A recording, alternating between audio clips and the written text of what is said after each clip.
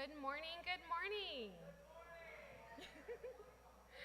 Welcome in both the sanctuary and online to the Sunday service of the Unitarian Universalist Church of St. Petersburg on the unceded land of the Tocobaga and Seminole Native Americans.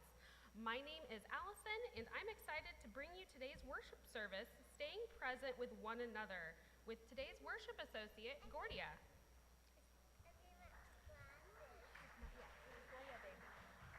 Thanks, Allison. If you want a church where trans rights are human rights, Black Lives Matter, abortion rights are sacred, and comprehensive sex education should be available to all, well, I got some good news for you. You may have found your church home. And we also welcome the unique energy of children in the church, noises, squeals, runs, and all. And we do have a time for all ages story today. I don't think it got into the order of service.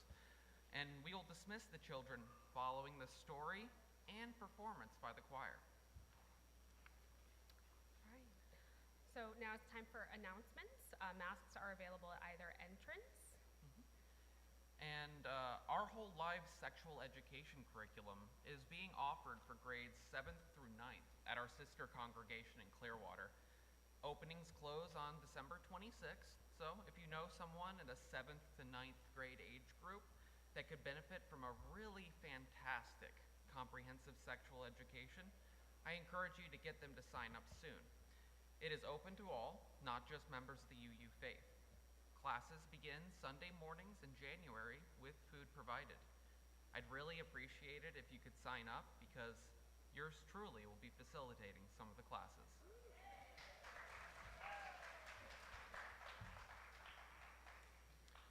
Please read the rest of your announcements in the order of service in our weekly newsletter and on the TV in Gilmore Hall during coffee hour. So as Unitarian Universalists, we are a people of diverse beliefs, but we share a common faith that every person is worthy of love, that what we do in this world matters, that we are connected to one another and to the earth. Whoever you are, wherever you are on your journey, you are welcome here. Allow me to give a special welcome to any newcomers. If you are new to UU St. Pete or even relatively new, can you give us a wave? Thank you. So if you would like, no obligation, Gordia is going to bring the microphone around if you would like to introduce yourself. We do use a microphone so that those on YouTube Live can also hear what you're saying, and you're under no obligation. So raise your hands if you want to share. Hi, my name is Deborah Pierce. It's nice to be around other humans. And most of us are humans, so.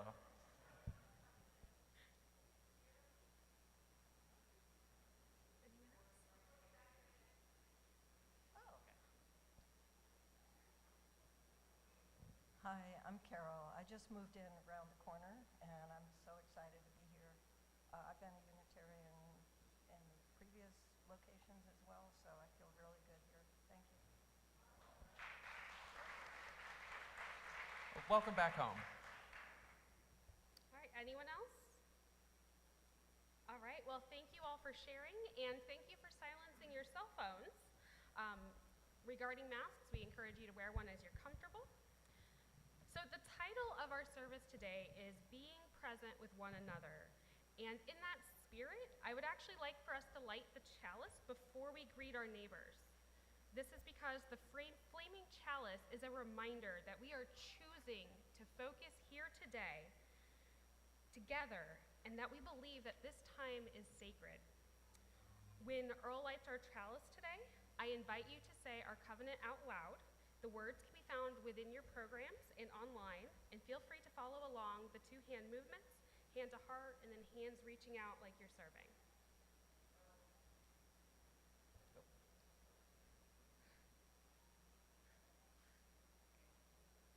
So, and here at this church, we do not offer nor expect perfection.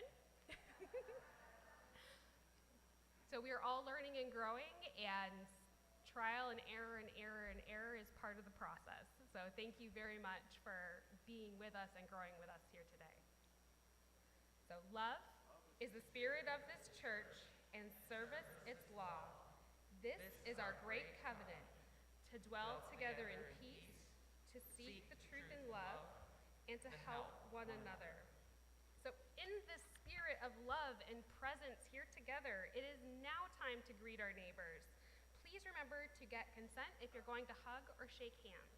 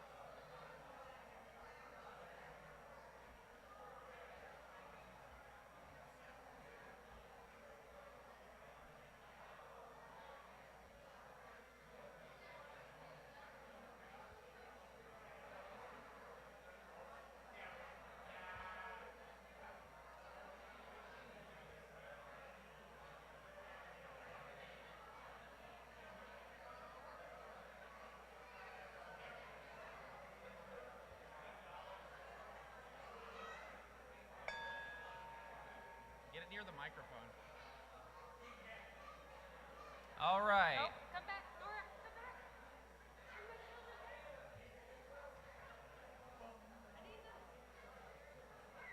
All right, now it's time for our hymn. Please rise. Please rise as you're willing and able for our first hymn, number 323 in the gray hymnal, Break Not the Circle.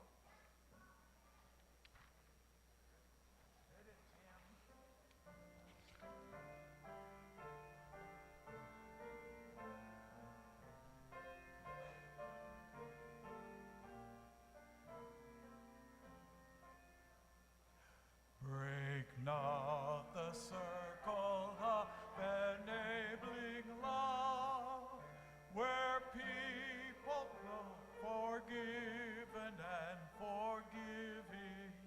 Break not that circle, make it wider still, till it includes, embraces all the living. Come wonder at this love that comes to life, where words of freedom are with humor spoken, and people keep no score of wrong and guilt, but will that human bonds remain unbroken. Join them the movement of the love that frees, till people of whatever race or nation will truly be self-stand on their feet, see eye to eye with laughter and ease.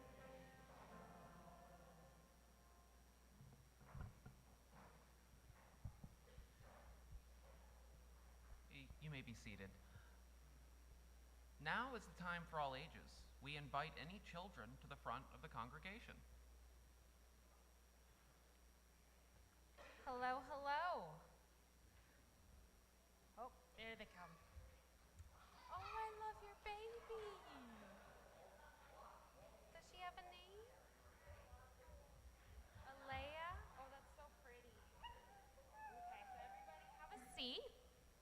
So I'm going to read a story today, and I'm so excited to read it. This book has pictures. Wait. All right, so we're about to get started. I need my glasses. Oh no, but we're about to get started. Let's, we're a little busy here. All right. So, once upon a time, There was a bat.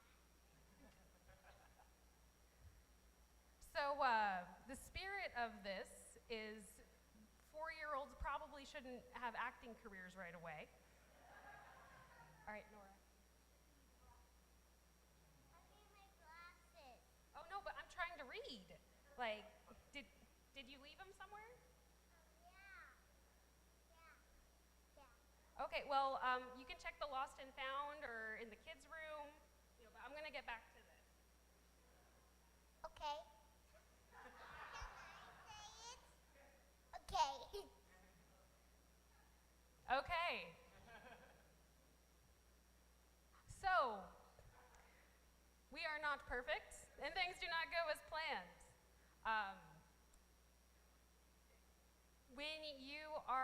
I'm not actually going to read this story, even though it's great. It's called Noticing by Kobe Yamada, on topic. But it was going to be where she's like, hey, I need something. I'm going to keep interrupting. And it isn't until that we know that she needs to go get her glasses in the back so she can watch the story. Yeah, you want to say something? Oh, so why is listening important? Because we need to listen and hear things. Okay. Have you ever had somebody not listening to you? No. He does have a very strong presence. Have any of you ever been distracted? Yes. What kind of things distract you from paying attention to one another? Playing. When we're playing instead of paying attention? What else? Have you ever had someone not listen and it made you so upset? Yes. Okay. This has been time for all ages. We try our best. All right. Thank you guys. The choir is going to sing, and I was hoping that you guys could stay and listen to the choir today before going out to your classes. Say something? Yeah, go ahead. Then one saw on that back. There is a squirrel on the back of this book. Thank you for noticing. All right, you guys can go have a seat. We're going to have the choir come up.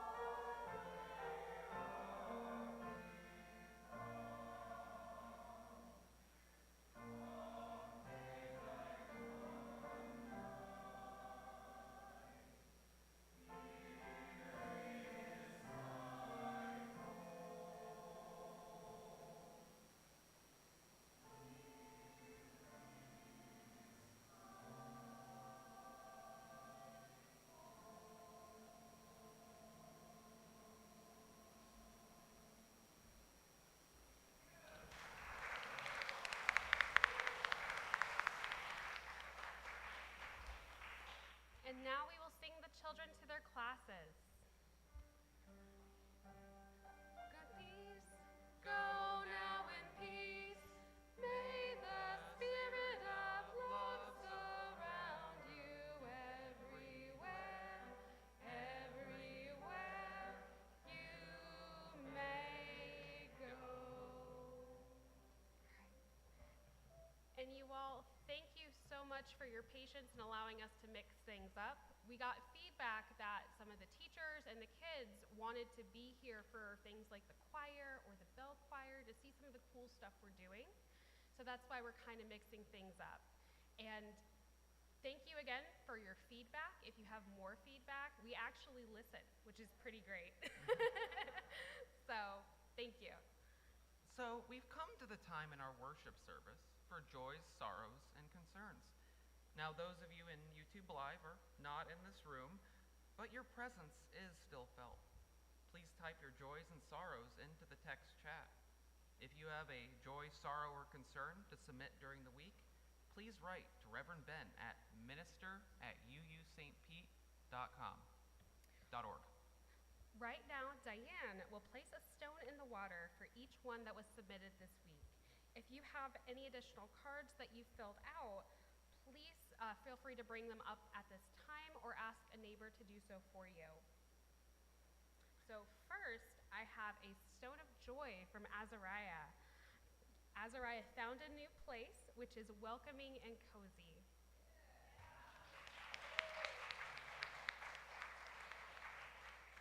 A stone of concern, Virginia Fox is having eye surgery.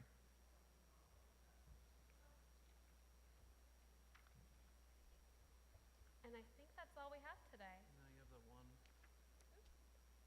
Oh, so each week, something that we want to do is appreciate an individual or a team who's worked hard on our mission here at UU St. Pete. This week, we'd like a stone of joy for Fred and Ann Seigel, who will be relocating back to Boston this week. They've been ardent supporters of this church, active in the Pledge to End Racism class and events, and Fred has been a member of the UU St. Pete Choir. Please join us for cake at coffee hour as we say bon voyage to them.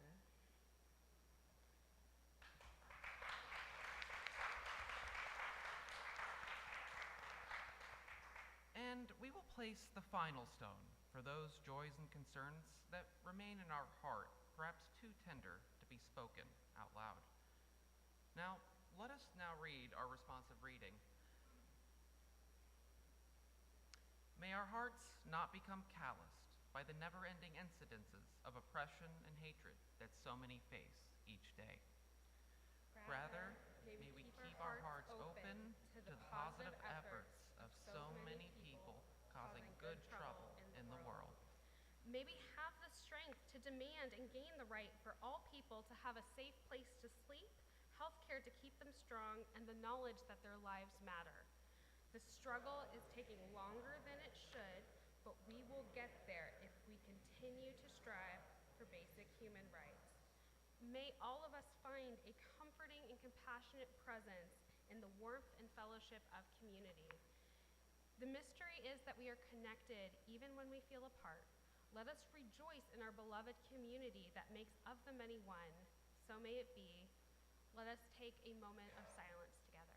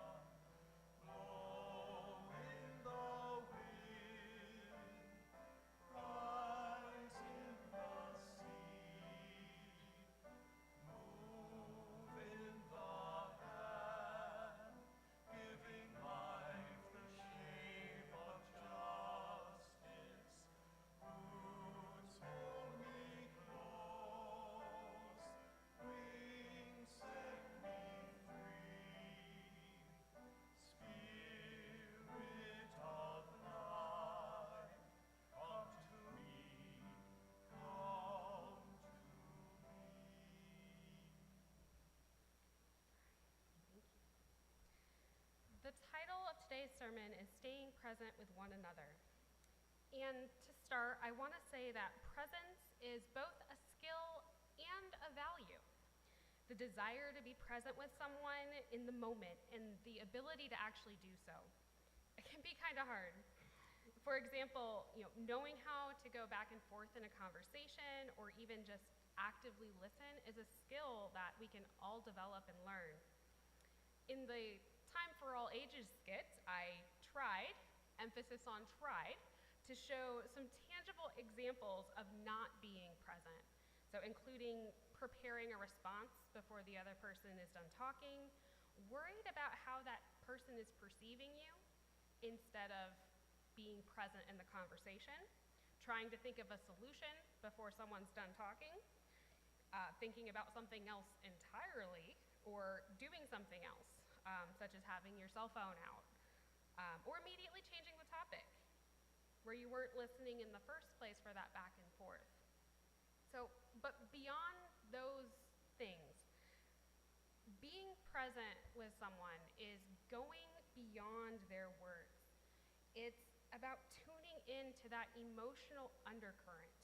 It's about being able to feel and celebrate their joy, even if you don't understand the details about what excites them. You're super happy, and I'm super happy for you.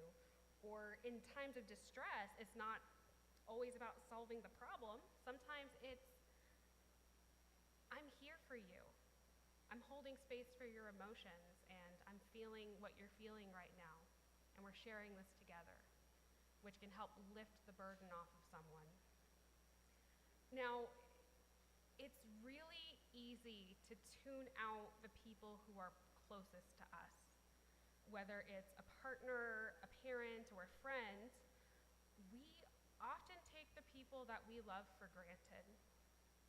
If they're talking about something that doesn't personally interest us, it's so tempting to tune them out or disengage.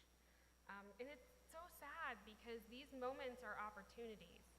Maybe you don't necessarily want to learn about their fantasy football league stats, but when you're there with them and they're excited and interested in something, that's an opportunity to connect with them and be with them, even if that specific thing isn't what you're into. And when someone shares their emotions or the things that help make them feel alive, it is a gift. And just because you don't care about that particular thing doesn't mean that their feelings don't matter. So, in a world full of intentional stimulation, there's always distractions, interruptions, we're all busy, there's so much between, you go to a restaurant and there's TVs on every corner with whatever the game is or the news is. It's so easy to get distracted. And it can be so hard to just exist peacefully with someone else without having the weight of the world pull you in different ways. Guys, have you ever thought about boredom? So in our world of endless distractions and entertainment and tea and circuses, boredom and true free time has become kind of a relic of the past. And I want to say that boredom isn't something that we should avoid. It's something that is so important. So I teach my child the value, I call them boredom bubbles. When you're bored, you have certain things pop up. You notice something that you might not have noticed before. You might have an idea, you might be inspired, you might be curious about something. And that happens from not allowing yourself to be pulled by different things, but by being here in the present. And when you allow that space to exist, when we're in the presence of one another,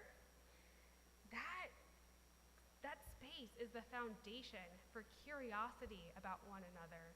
It's the foundation of gratitude, of being able to step into that person's shoes and truly be with and experience them.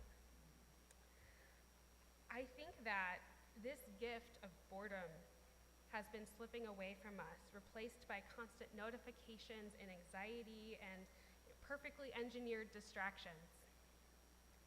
So we've all had dinners in this modern era where we have someone in the group who's on their phone the whole time. And it's not a good feeling, even if they're there. And it's like, oh, I'm just letting my mobile phone game run automatically in the background. It takes that person away. So our phones and the media and all sorts of things in this world are designed to get us hooked, where it's like the bing, the bop, level up, loot crate, whatever. We're bombarded with announcements, emotions, entertainment, where, look, there's a pregnancy. Oh, no, a fire. Wow, look at their picture of a sushi boat on Instagram.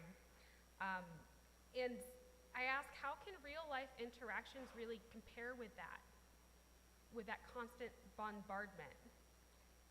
And when the people around us aren't curated like our online feeds or pre-approved like our closest friends, connecting with people who might not necessarily be on the same page at the same time. And when we're faced with the choice between a silly phone game or a thought-provoking article versus a difficult conversation with someone we don't know well, which one are we going to pick? In most instances, the distraction, avoiding the difficult interactions, the boredom. I'm not very good at small talk, and to me but I do that for leaving space for boredom and curiosity. And if we don't know someone well, what topic do we pick? Like, if we're uncomfortable or the person holds a viewpoint we disagree with, why would we choose that over our comfort entertainment? So if the energy feels negative, we kind of default into what makes us feel comfortable. And at the heart of the matter, this constant entertainment is robbing us of our chance to connect in the real world. When we avoid the messy, unpredictable reality of human interaction in favor of our distractions, we lose the opportunity to grow, to be curious, to see the divine spark in others. And yes, people can be difficult. Some people can be challenging, and some conversations can be. But isn't that the beauty of being human? The ability to lean into discomfort, to listen with an open heart, and to find meaning in even the mundane. So it's in those quiet moments that we can truly see and hear the people around us. And if you allow yourself in that boredom to exist with that other person, you might discover the beauty of that human soul. And as such, I think that now more than ever, the ability to focus and to be comfortable with that stillness is something that we need to intentionally cultivate. So when I think about learning to focus or being mindfully present, or even just learning how to exist peacefully without all these distractions in our mind, like meditation is what comes to mind for me. And meditation is a practice that spans thousands of years across many religions and spiritual traditions. And while meditation is like a huge topic on its own and not the focus, it offers insights on how we can continue to return and be present with one another as a skill that we practice. So in the early stages of meditation, you'll often train your brain to return again and again to a single point of focus, whether it's your breath, whether it's a flame from a candle, or words from an inspirational passage. It's strength training for the mind. And going beyond that, many traditions teach that once you continue to do that, you stop identifying just as with your body or with your mind directly. You become the observer, watching your body and mind from a distance. And at deeper levels, some believe that you might experience a dissolution of the self, and you reconnect So you lose yourself and you reconnect with the interconnectedness of all life and the illusion that we are all separate. Instead, seeing that we are a sea of boundless love and compassion on an infinite whole. And this experience is universal across many beliefs across the world, and it's difficult to describe. In the Upanishads, there are words that I don't speak out loud or hear, but I read a lot, so please forgive me. In the Upanishads, which I have read, some of the oldest Sanskrit texts dating back to 800 BCE, they capture some of these reflections of sages who devoted their lives to understanding this unity.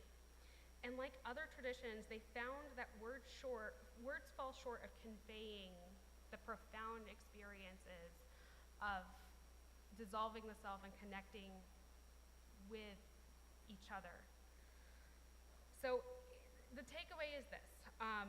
Perhaps we truly are connected, and if we are made in another context, if we're made in the image of the divine, and each of us is a beautiful, unique manifestation of this spirit of life, why not revel in that spirit with one another?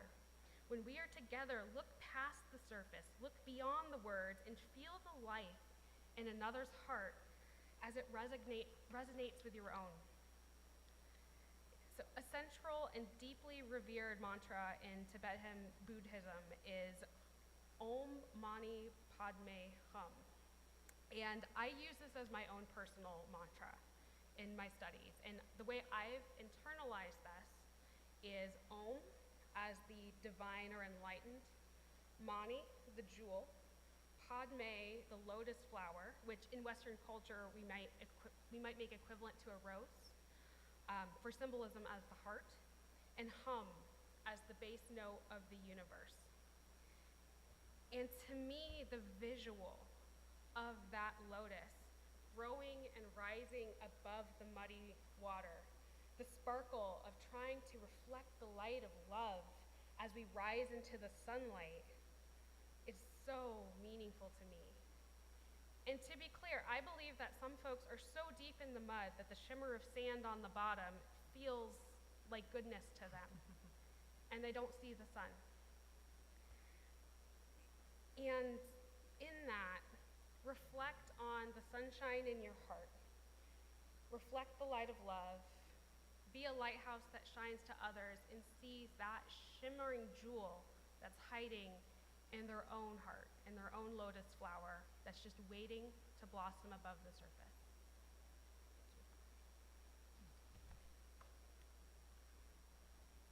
To love another is to see the face of God. This quote is often attributed to Victor Hugo, but it was actually a quote from Herbert Kretzmer, referenced by Hugo. Regardless, I have mused over this simple quote, trying my best to live up to the standards I have set for myself based on it. I think this quote feeds really well into the underlying theology of the Unitarian Universalist faith, specifically the seventh principle on the interdependent web of existence, which we are all part of. This interdependence is shaped in large part by the philosophical patriarch of the UU faith, Ralph Waldo Emerson, and to quote, "We live in succession, in division, in parts, in particles.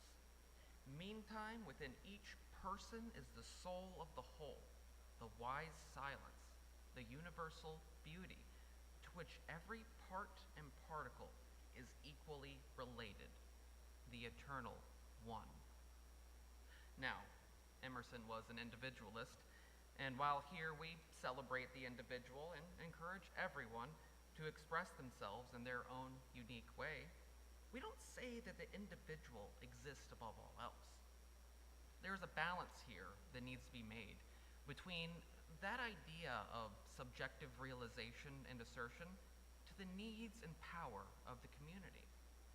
Reverend Ben has mentioned this a few times, so I don't think it bears much repeating, so I won't dally on it. But what I like about this Emerson quote is its unifying spirit of an eternal one. Following this, by letting people express themselves in that unique way, we're seeing another part of the divine that we weren't aware of. I think in order to give this idea more weight, I would like to combine Emerson's idea of a unifying force with that of another philosopher. And so I hope you all can forgive me, but this does mean I have to reference one more dead white guy. Soren Kierkegaard, a religious existentialist, believed in a personal relationship with God that transcends any rational objective truths. Rather, one should make a leap into faith despite the facts, not because of it.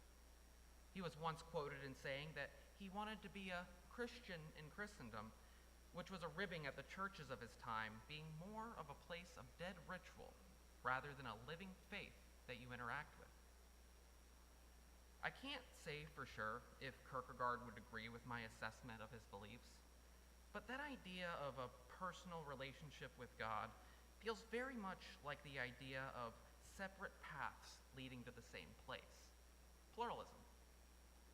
So if we combine these two ideas of Emerson's web of existence and Kierkegaard's personal divinity, I think we create a strong spiritual foundation on why we should be present with one another. To be present with another, especially those quite different from you, is the glimpse into another part of the divine for which we are all part of. Simpler yet, there is the saying, we are the universe experiencing itself. The thing is, it's so easy not to be present, isn't it? It's something everyone struggles with, and considering how many ways there are to distract ourselves now, it's really no surprise that is the case. I, for one, highly sympathize with this struggle, as I was recently diagnosed with BPD, that is, borderline personality disorder. And for those unaware of this psychiatric condition, it is marked by dramatic reactions, emotional dysregulation, black and white thinking, and a fractured sense of self. First and foremost, what helped me be more of a human and not the nightmare person I am prone to be was a lot of therapy. A big part of that therapy was mindfulness and focusing on what is actually happening and not the apocalyptic tragedies I'd like to conjure up in my head. It's difficult to appreciate people for who they are when you can only see them in the juxtaposition of extreme infatuation and aggressive hatred. To stay present with someone, to really be there with them, is really an act of love for both them and you. This view has helped me act with more compassion and focus than I would have otherwise. To be present is to celebrate both the individual and our connection with one another. Now, this isn't to say that the way I stay present is what works for everyone. There are many individuals out there whose staying present might not look how you expect. For instance, people with ADHD and autism spectrum disorder manifest their neurodivergence in a plethora of ways. They often struggle staying still, making eye contact, and just generally following the unspoken and often ridiculous rules related to socializing. Others, such as individuals from cultures or subcultures not of our own, can act in ways that are bewildering to us. But the thing is, being present with one another is more important today than it has ever been in our lives, maybe in history. Loneliness, particularly male loneliness, is at an all-time high, with people feeling completely alienated from one another. This has no doubt created an environment where fascism can flourish. Now, I don't want to get too hung up on this, but I am a transgender woman who teaches sexual education in Florida, so I'm effectively the reason Republicans look under their bed at night. Regardless of who sat in that White House, though, we would still have work to do. Abortion rights would still need defending. Racism would still need to be eradicated. And transgender kids would still need our support. It is no coincidence in a country where healthcare isn't guaranteed that people are cheering on the death of a CEO of a health insurance company. What I see from this election outcome is the ugly truth I think all of us suspected was under the surface for a long time. Just in the same way an abused child will lash out when they finally think it is safe to do so, so has the American people in the form of electing pretty much the worst human imaginable. And now, while I do think we are heading into darker times, that only means being connected to one another is what will keep us going through to the other side. And there are other, better worlds than this one, and it all starts with us being here with each other. There are so many things out there to distract and divide us. But the work of staying present is rewarding. On a spiritual level, we are each manifestations of God, the Tao, the universe, whatever it is you believe. And by being here with each other, we are breaking down those artificial barriers. We spring up because we are lonely or hurting. Being present with another will not only allow you to meet a unique individual, but allows you to see another side of the divine for which you are part of. For to love another is to see the face of God. Amen, Ase, and blessed be.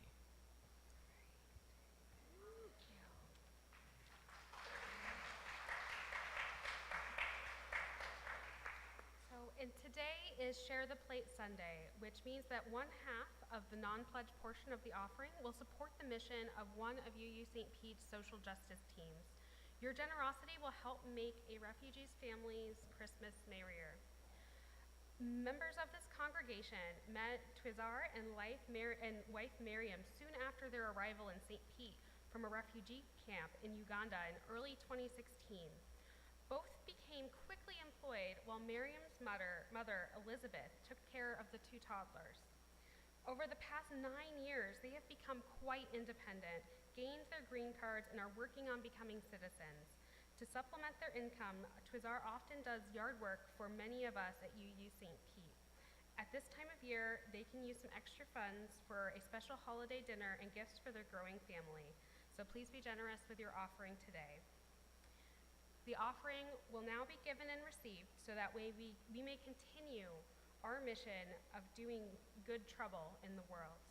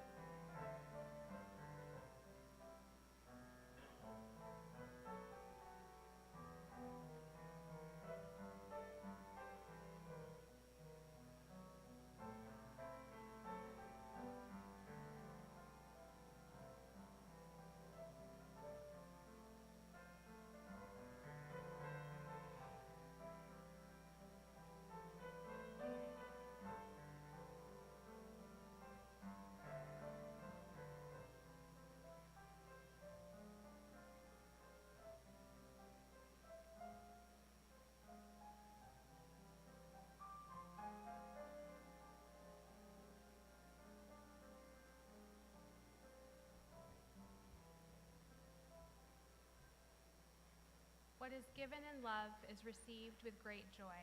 Thank you. Now please rise as you are willing and able for our closing hymn, number 1054 in the teal hymnal. Let this be a house.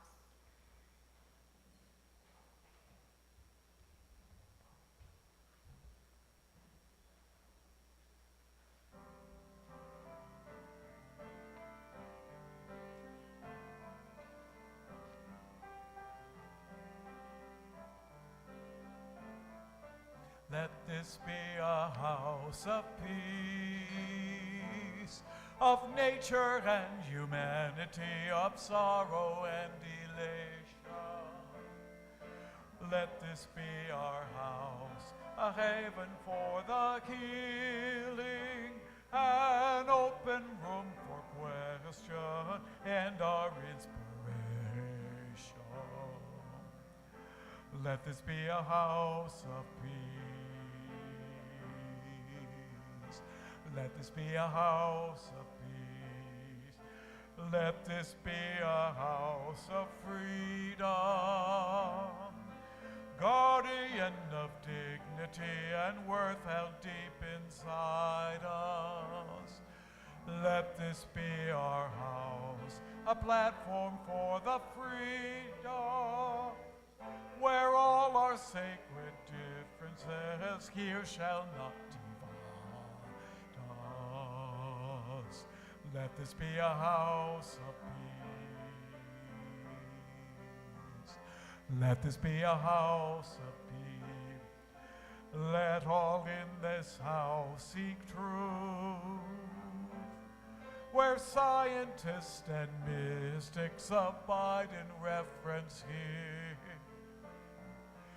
Let this be a house of our creation, where works of art and melodies consecrate the atmosphere. Let this be a house of peace. Let this be a house of peace. Let this be a house of prophecy. May vision for our children be our constant theme. Let this be a house of myth and lore and legend, our trove of ancient story, cradle of our dearer dreams. Let this be a house of peace. Let this be a house of peace. Let this be a house of peace.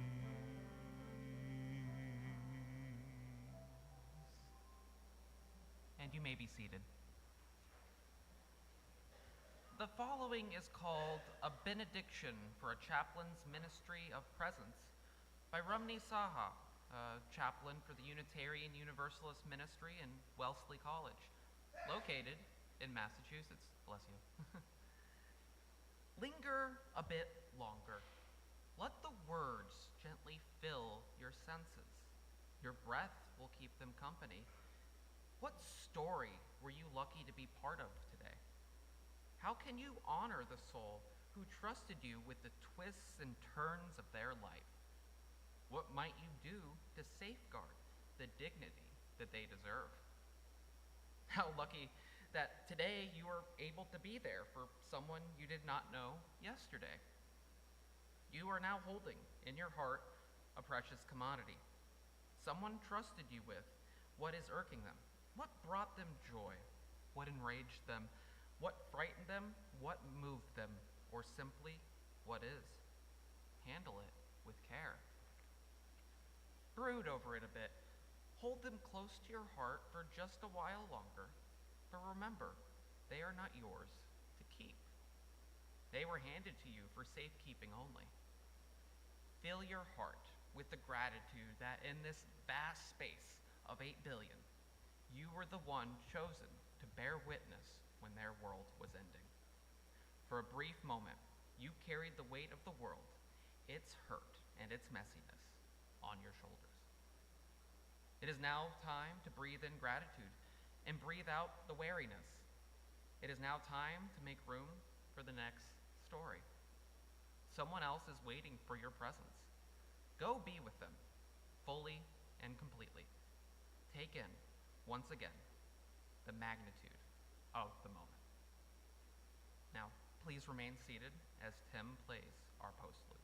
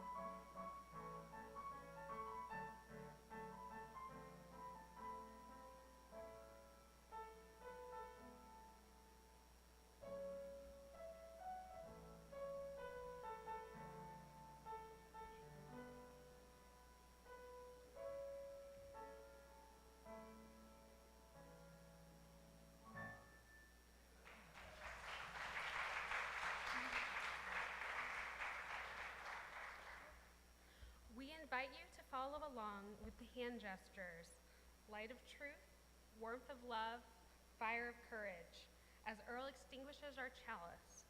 The words to UUSP's traditional chalice extinguishing are in your order of service and online in the text chat. We extinguish this flame, but not the light of truth, the warmth of love, or the fire of courage. These we carry in our hearts and out into the world.